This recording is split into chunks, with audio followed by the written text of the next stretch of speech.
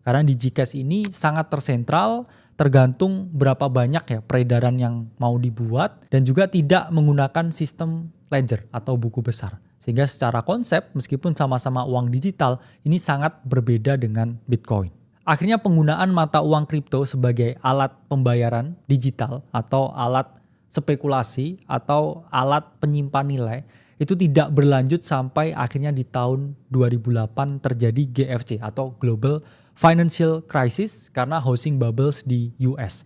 Dan setelah saat itu akhirnya kita tahu yang ada saat ini muncul, yaitu adalah Bitcoin. Bitcoin sendiri diciptakan pada tahun 2008 meskipun sudah dikembangkan sejak tahun 2007. Jadi pada tahun 2008 ada seorang individu yang anonimus atau sekelompok anonimus yang bernama Satoshi Nakamoto memposting white paper yang berjudul Bitcoin, a peer-to-peer electronic cash system. Yang mana pada saat itu sangat heboh karena orang ini masih skeptis ya dengan adanya mata uang kripto. Pada awal pengembangan dari Bitcoin, Satoshi ini sangat aktif sekali di P2P Foundation, yaitu adalah forum di mana mereka berbagi informasi mengenai teknologi, kriptografi, dan lain sebagainya. Jadi pada awal-awal pengembangan Bitcoin, Satoshi ini masih sering ya berkomunikasi dengan berbagai anggota dalam forum tersebut. Dan anggota pada forum tersebut ini awalnya masih skeptis dengan penemuan Satoshi.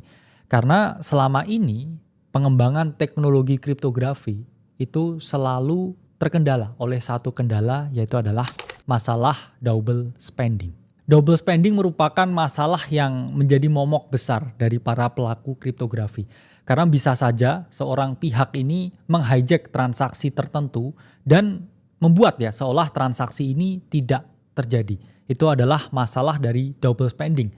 Yang mana kemudian masalah tersebut bisa diatasi dengan sistem verifikasi yang diciptakan oleh Satoshi. Sehingga akhirnya lahir konsensus proof of work. Jadi para quotes on quotes ya penambang atau validator transaksi ini mereka harus mengeluarkan tenaga komputasi yang tinggi supaya apa? Supaya bisa memvalidasi transaksi. Dan ketika mereka berhasil memvalidasi transaksi, ini mereka memperoleh reward yaitu koin yang berhasil ditambang. Konsensus proof of work atau POW sendiri ini secara otomatis membuat mining difficulty atau kesulitan untuk menambang Bitcoin ini makin lama makin tinggi. Sehingga ini menciptakan economic model yang sangat baik. Itu kenapa ya banyak orang yang masih berbondong-bondong ya menambang Bitcoin. Bahkan ketika Bitcoin ini sudah habis untuk ditambang, ini mereka masih bisa memperoleh keuntungan. Jadi